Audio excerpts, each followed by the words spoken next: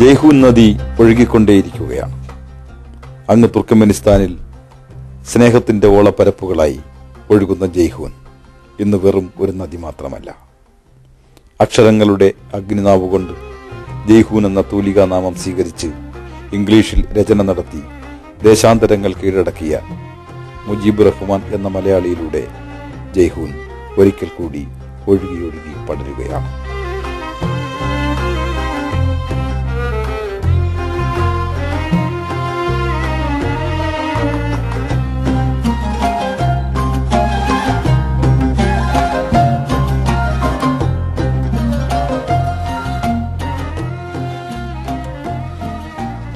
മൗസിൽ നിന്ന് മൗസുകളിലേക്കും അവിടെ നിന്ന് മനസ്സുകളിലേക്കും ക്ലിക്കുകളായും നറും നിലാവായും കയറിപ്പോകുന്ന അമ്പരപ്പിക്കുന്ന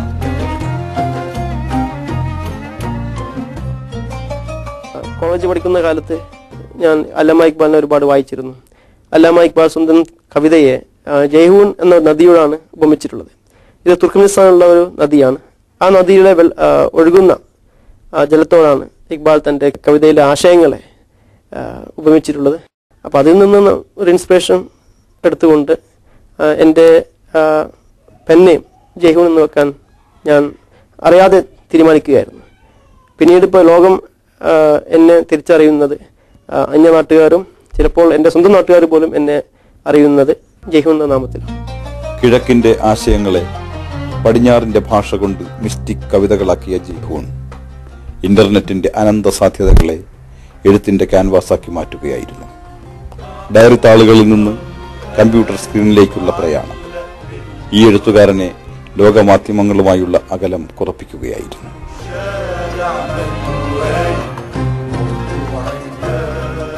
കേരളത്തിൽ ജനിച്ച് അറേബ്യൻ ഗൾഫിൽ വസിച്ച് മലയാളത്തിൽ ചിന്തിച്ച് ഇംഗ്ലീഷിൽ രചന നടത്താൻ ജയ്ഹൂന് പ്രേരണയായത് വായനയും പഠനവും ഇംഗ്ലീഷിലായത് തന്നെയാണ്.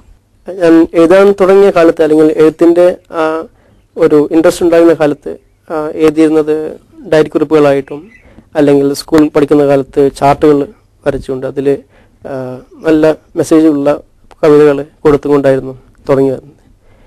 പക്ഷേ പിന്നീട് ഞാൻ കോളേജ് ജോയിൻ ചെയ്തതിനു ശേഷം ഇൻ്റർനെറ്റിൻ്റെ രംഗപ്രവേശം ഉണ്ടായി. അതെന്നെ സംബന്ധിച്ചിടത്തോളം അല്ലെങ്കിൽ എൻ്റെ പോലത്തെ എഴുതാൻ ആഗ്രഹമുള്ളവർക്ക് വലിയൊരു ദൈവത്തിൻ്റെ ഒരു സമ്മാനമായിരുന്നു. അങ്ങനെ തന്നെ അതിനെ വിശേഷിപ്പിക്കാം. കാരണം ഇൻ്റർനെറ്റ് എന്ന് പറഞ്ഞാൽ അത് അറിവിൻ്റെയും അറിവ് കരസ്ഥമാക്കാനും അറിവ് പകരാനുമുള്ള ഒരു വളരെ വ്യത്യസ്തമായ മാധ്യമമാണ്. ഇൻ്റർനെറ്റ് എന്ന് പറയുന്നത് അറിവിൻ്റെ അല്ലെങ്കിൽ ഇൻഫർമേഷൻ്റെ ഒരു ജനാധിപത്യവൽക്കരണമാണ്. അതിന് പ്രത്യേക ഒരു ഭൂമിശാസ്ത്രമായുള്ള ഒരു പരിമിതിയോ അല്ലെങ്കിൽ സാമ്പത്തികമായ സാമൂഹികമായ പരിമിതികളോ തികച്ചും ഇല്ലാത്തൊരു മാധ്യമമാണ്. ഏത് ദേശക്കാരോടും ഏത് ഭാഷക്കാരോടും ഏത് നാട്ടുകാരോടും ഏത് വിശ്വാസികളോടും നമുക്ക് നമ്മുടെ മനസ്സിലുള്ള ആശയങ്ങൾ കൈമാറുവാൻ ഒരു ലിമിറ്റ്ലെസ് മീഡിയമാണ്. ആദ്യമായി ഞാൻ എൻ്റെ എഴുത്തുകൾ jayhoon.com എന്ന വെബ്സൈറ്റിൽ കൊടുത്തപ്പോൾ ഞാൻ ആദ്യം ഉദ്ദേശിച്ചത് എൻ്റെ കോളേജിലുള്ള കൂട്ടുകാർക്ക് വായിക്കുവാനും അവർക്ക് ആസ്വദിക്കാനുള്ള ഒരു ഓപ്പർച്യൂണിറ്റിയാണ് ഞാൻ കരുതിയത്. പക്ഷെ പിന്നീട് അത് ഇൻ്റർനെറ്റ് വളരുമ്പോൾ എൻ്റെ സൈറ്റിന് ഞാൻ വളർത്തുവാൻ ശ്രമിച്ചു. അങ്ങനെ എൻ്റെ കവിതകൾക്ക് ഏഷ്യ മറ്റു രാജ്യങ്ങളിൽ നിന്നും എൻകറേജിംഗ് ആയുള്ള മാർക്സ് നമുക്ക് കിട്ടിയത്. നിറവും നിലാവും പ്രണയവും ചിന്തയും പെയ്തിറങ്ങുന്ന രചനയുടെ ആത്മാവ് തേടിയിറങ്ങിയ ജയ്ഹൂൻ നമ്മെ പുതിയ വെളിപാടുകളിലേക്ക് ആനയിക്കുകയാണ്. ആർദ്രമായ വരികളിലൂടെ ദയാവായ്പ് നിറഞ്ഞ കണ്ണുകളിലൂടെ രോഷാഗ്നിയിൽ സ്ഫുടം ചെയ്തെടുത്ത ചിന്താശകലങ്ങളിലൂടെ. എൻ്റെ കവിതയുടെ മീഡിയം തീർച്ചയായും ഇംഗ്ലീഷ് തന്നെയാണ്. കാരണം ഞാൻ പഠിച്ചതും വളർന്നതെല്ലാം അങ്ങനെയുള്ള ചുറ്റുപാടിലായിരുന്നു. ഒരു മലയാളി നിലക്ക് അതൊരു വീക്ക്നെസ് കൂടിയാണ്. പക്ഷെ എന്നെ സംബന്ധിച്ചിടത്തോളം എൻ്റെ മലയാളി ചിന്തകൾ, എൻ്റെ മലയാളി സംസ്കാരം ഞാൻ ഇംഗ്ലീഷിലേക്ക് പരിഭാഷപ്പെടുത്തുന്നു. അപ്പോൾ മലയാളത്തിൽ ചിന്തിക്കുന്നു, മലയാളത്തിൽ ആഗ്രഹിക്കുന്നു, മലയാളത്തെ സ്നേഹിക്കുന്നു. പക്ഷേ ആ സ്നേഹത്തെ, ആ അഭിലാഷത്തെ ഞാൻ ട്രാൻസ്ലേറ്റ് ചെയ്യുന്നത് ഇംഗ്ലീഷിലേക്ക്. സ്നേഹത്തിന് ഒരു ദൈവിക വശം കൊടുക്കലാണ് എൻ്റെ എഴുത്തിലൂടെ ഞാൻ ഉദ്ദേശിക്കുന്നത്. ഏതൊരു സ്നേഹവും ദൈവിക സ്നേഹമാണ്. അത് ഒരു മാതാവും മകനുമായാലും അല്ലെങ്കിൽ രണ്ട് കൂട്ടുകാർ തമ്മിലായാലും അല്ലെങ്കിൽ ഭാര്യ ഭർത്തൃ സ്നേഹമായാലും എല്ലാത്തിനും ഒരു ദൈവിക ഉത്ഭവമുണ്ട്. സ്നേഹം എന്ന് പറയുന്നത് ഒരു സർവ്വദേശീയ സർവ്വകാലിക ഒരു ഇമോഷനാണ്.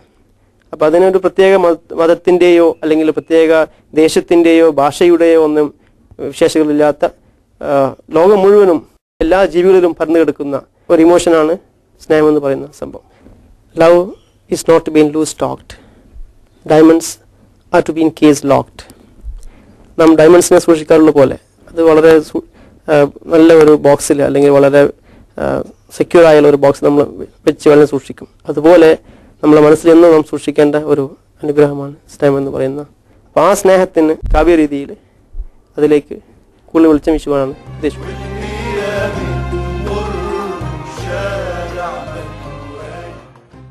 വിദ്യാർത്ഥിയായിരിക്കുമ്പോൾ അല്ലാമ ഇക്ബാലും യുവാവായപ്പോൾ ജലാലുദ്ദീൻ റൂമിയും വികാര തലളിതമാക്കിയപ്പോൾ പുതിയ കാഴ്ചകളിലും കാഴ്ചപ്പാടുകളും അതിലേക്കുള്ള ലക്ഷ്യപ്രാപ്തിയും അകലെയല്ലെന്ന് ജയ്ഹുൻ മനസ്സിലാക്കുകയായിരുന്നു.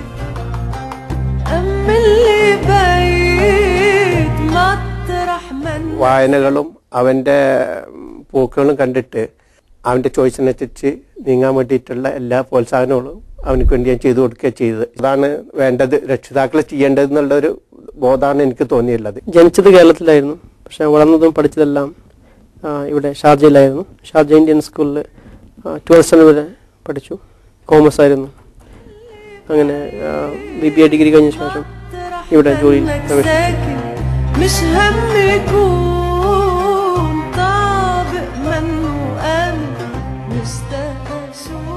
എല്ലാ എഴുത്തുകാരും എഴുതുന്ന വിഷയങ്ങളാണ് ഞാനും ഫോക്കസ് ചെയ്യാറ്.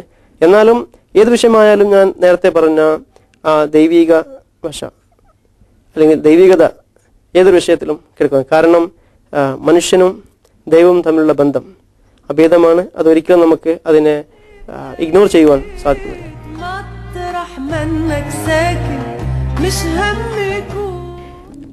സാധാരണ എഴുത്തുകാർ പുസ്തക മേഖലയിൽ നിന്ന് തുടങ്ങി ഇന്റർനെറ്റിലേക്കാണ് കാൽവെക്കാറ്. എനിക്ക് എൻ്റെ ചുറ്റുപാട് കാരണം മറിച്ചാണ് എൻ്റെ അനുഭവം ഉണ്ടായിട്ടുള്ളത്.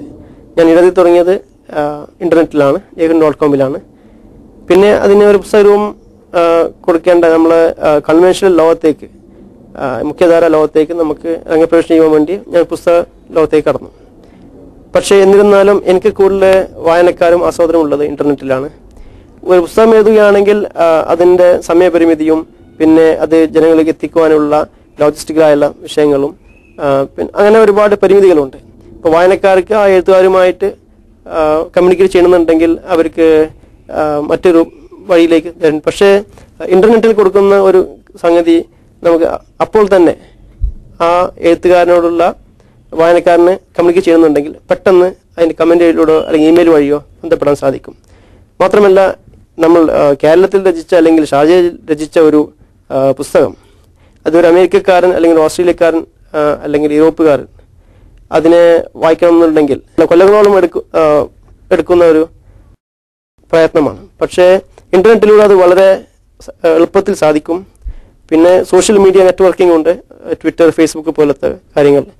അതിന് പല ആളുകളും പല രീതിയിലായിരിക്കും ഉപയോഗിക്കുന്നത്. എന്നാലും എഴുത്തുകാർ എന്ന നിലക്ക് ഫേസ്ബുക്കിനെയും ട്വിറ്ററിനെയും ഒരിക്കലും നമുക്ക് അവഗണിക്കാൻ സാധിക്കില്ല.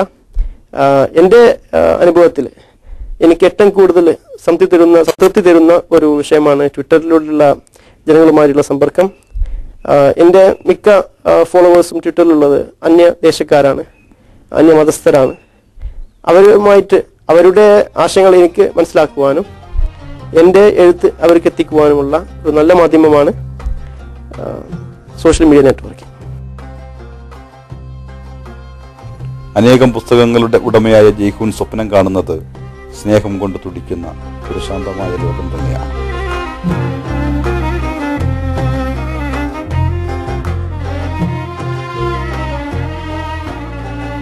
എൻ്റെ ആദ്യത്തെ പുസ്തകം ഈഗോ ഓപ്റ്റിക്സ് ആയിരുന്നു. ഈഗോ ഓപ്റ്റിക്സ് എന്ന് വെച്ചാൽ ഈഗോ പ്ലസ് ഓപ്റ്റിക്സ്, അതായത് ഓപ്റ്റിക്സ് ഓഫ് ദ വിഷൻ. അതിൽ ലേഖനങ്ങളും ഉണ്ടായിരുന്നു, കവിതകളും ഉണ്ടായിരുന്നു. ഒരു സ്കൂളിൽ നടക്കുന്ന ഒരു ഫാൻസി ഡ്രസ് കോമ്പറ്റീഷൻ മുതൽ ദൈവിക സ്നേഹത്തെ ഉൾക്കൊള്ളുന്ന കവിതകൾ, ഈ രണ്ട് റേഞ്ചിലുള്ള വിഷയങ്ങളും കൂടി ഉണ്ടായിരുന്നു. അതിനുശേഷം ഇറങ്ങിയത് ഹെന്ന ഫോർ ദ ഹാർട്ട് എന്ന ഒരു കവിത സമാഹാരമായിരുന്നു. അതിൽ മെയിനായിട്ട് പ്രതിപാദിച്ചത് ഇന്നത്തെ മെറ്റീരിയലിസം,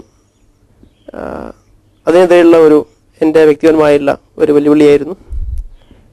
മൂന്നാമത് ഇറങ്ങിയത് the cool bees from Hind എന്ന ഒരു നോവലായിരുന്നു. അത് 4 വർഷം കൊണ്ട് എഴുതിയ ഒരു റിതമിക് പ്രോസിൽ എഴുതിയ നോവലായിരുന്നു. യാത്രാ വിവരണം കൂടിയായിരുന്നു. പക്ഷെ എന്നാൽ ഒരു സെമി ഫിക്ഷണൽ നോവൽ കൂടിയാണ്. അതിൽ കേരളത്തിൽ സഞ്ചരിച്ച എൻ്റെ അനുഭവങ്ങളും വീക്ഷണങ്ങളുമാണ് പങ്കുവച്ചിട്ടുള്ളത്. ഡൽഹിയിൽ നിന്നായിരുന്നു ആ പുസ്തകം ഇറങ്ങിയത്. എൻ്റെ ഇന്നേ വരെ ഇറങ്ങിയ പുസ്തകത്തിൽ വെച്ച് എനിക്ക് ഏറ്റവും വ്യക്തിപരമായിട്ട് എനിക്ക് സന്തോഷം നൽകിയ ഒരു പുസ്തകമായിരുന്നു the cool breeze from Hind. അതിനുശേഷം പിന്നെ മെദീനൈസ്ഡ് എന്ന ഒരു പ്രവാചക സ്നേഹ സമാഹാരം ഇറങ്ങിയിരുന്നു. കോഴിക്കോട് നിന്നായിരുന്നു അത് പ്രസിദ്ധീകരിച്ചത്. അതിനുശേഷം ദി മിഷൻ നിസാമുദ്ദീൻ എന്ന എൻ്റെ ഏറ്റവും അവസാനത്ത് ഇറങ്ങിയ ഒരു പുസ്തകമായിരുന്നു. അത് ഡൽഹിയിൽ യാത്ര ചെയ്ത ഡൽഹി, UP, പഞ്ചാബ്, രാജസ്ഥാൻ എന്നീ 4 സംസ്ഥാനങ്ങളിൽ യാത്ര ചെയ്ത അനുഭവങ്ങളും അതിനെ ട്വിറ്ററിലൂടെ അപ്ഡേറ്റ് ചെയ്തതിൻ്റെ ഒരു കമ്പലീഷനായിരുന്നു. ഞാൻ പ്രതീക്ഷിക്കാത്ത, തീരെ കണക്ക് കൂട്ടാത്ത ഒരു സ്വീകാര്യതയായിരുന്നു ആ പുസ്തകത്തിന് കിട്ടിയത്. ഒരുപാട് വാർത്താ പ്രാധാന്യവും അതിന് കിട്ടുകയുണ്ടായി. ഇന്ന ഫോർ ദ ഹാർട്ട് എന്ന ഇംഗ്ലീഷ് പുസ്തകത്തിൻ്റെ മലയാള പരിഭാഷയായിരുന്നു ഉദ്യാനം മടുത്തൊരു വാനമ്പാടി. അതേ പുസ്തകത്തിൻ്റെ ഒരു അറബി ട്രാൻസ്ലേഷൻ കൂടി ഇറങ്ങിയിരുന്നു. അതിൻ്റെ പേര് ഉമ്മി ഹിയ ജന്നത്തി എന്നായിരുന്നു. ചിലപ്പോൾ എൻ്റെ കവിത വായിച്ച് ജനങ്ങൾ കരയാറുണ്ട്, അതെന്നെ അറിയിക്കാറുണ്ട്. ചിലപ്പോൾ അവർ യാത്ര ചെയ്യുമ്പോൾ അല്ലെങ്കിൽ ഒരു വ്യക്തി എഴുതിയ പോലെ ഒരു ഉംറ ചെയ്യുമ്പോൾ തവാഫ് കാബയ്ക്ക് ചുറ്റും, പരിശുദ്ധമായ കാബയ്ക്ക് ചുറ്റും ആ കർമ്മത്തിൽ ഏർപ്പെട്ടുമ്പോൾ എൻ്റെ കവിത ഓർത്തുകൊണ്ട് അള്ളാഹുമായിട്ട് പ്രാർത്ഥിക്കാറുണ്ട്. ജയ്ഹൂൻ കവിതയ്ക്ക് ദൈവത്തിൻ്റെ അനുഗ്രഹം കൊണ്ട് ലോകത്തുമെമ്പാടും നിന്നും ഒരുപാട് റെസ്പോൺസ് വന്നുകൊണ്ടിരിക്കുകയാണ്. അത് ഞാൻ കഴിഞ്ഞ 10 വർഷമായിട്ട് എഴുതിക്കൊണ്ടിരിക്കുന്ന ഒരു എളിയ ശ്രമത്തിന് ദൈവത്തിൻ്റെ അനുഗ്രഹം കൊണ്ട് കിട്ടിയ ഒരു വലിയൊരു ഭാഗ്യമാണ്. മലയാളികളുടെ ഉൾത്തുടുപ്പുകളിൽ എവിടെയൊക്കെയോ മഴവില്ല് പോലെ നിറഞ്ഞു നിന്ന ജയ്ഹൂൻ ജൈത്രയാത്ര തുടരുമ്പോൾ അങ്ങകലെ ജയ്ഹൂൻ നദീതീരത്തിൽ നിന്ന് ഒഴുകി വരുന്ന കാറ്റും പതുക്കെ ഒരു കവിത പാടിത്തരുന്നു. ഉദ്യാനം മറന്ന വാനമ്പാടികളെ, നിങ്ങൾക്കിനിയൊരു ഹൃദയ സങ്കീർത്തനങ്ങളെ